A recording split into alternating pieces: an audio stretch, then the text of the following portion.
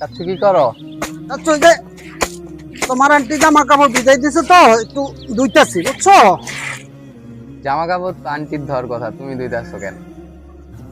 তাহলে শোনো চাচ্ছু, বিষয়টা হচ্ছে কি, জামা কাপড় সাধারণত মহিলারাই ধোয়, এটা তাদেরই কাজ আসলে আমরা মনে করি। বিষয়টা হচ্ছে কি, একটা জিনিস চিন্তা করো, তোমার আন্টি কিন্তু সেই সকাল থেকে শুরু করে সন্ধ্যা পর্যন্ত সংসারের অন্যান্য যত কাজকর্ম আছে সবকিছু কিন্তু সে নিজেই সামলা। আসলে জামা কাপড়গুলো আজকে দেখলাম যে ভিজাই দিল, আরো অনেক কাজ, বাচ্চাদের পড়াশোনা করানো, রান্না করা, ঘর পরিষ্কার করা, সবকিছু মিলে আসলে তার অনেক কাজ। এই জন্য চিন্তা করলাম আজকে আমি একটু ধুইয়া দিই। আরেকটা জিনিস হলো যেটা দেখো, স্ত্রী কিন্তু যে দাসী হিসাবে আনছো যে সব তোমার কাজকর্ম তোমার স্ত্রী করবে, বিষয়টা এরকম না। স্ত্রী হচ্ছে সহধর্মিণী, সহযোগী। তো তুমি তাকে সহযোগী হিসেবে এনেছো, তোমাকে সে সহযোগিতা করবে, আবার তুমি তাকে সহযোগিতা করবে। এটাই হচ্ছে স্বামী স্ত্রীর সম্পর্ক, আর এটাই ইসলাম, এটাই আমাদেরকে শিক্ষা দেয়।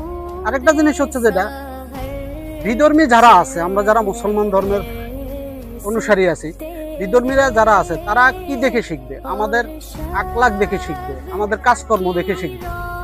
এই জন্যই আসলে চাচ্ছু ধুয়ে দেওয়া, এতে আমার একটু কষ্ট হচ্ছে না। আমি আমার স্ত্রীকে সহযোগিতা করতেছি, আল্লাহকে পাওয়ার জন্য সহযোগিতা করতেছি।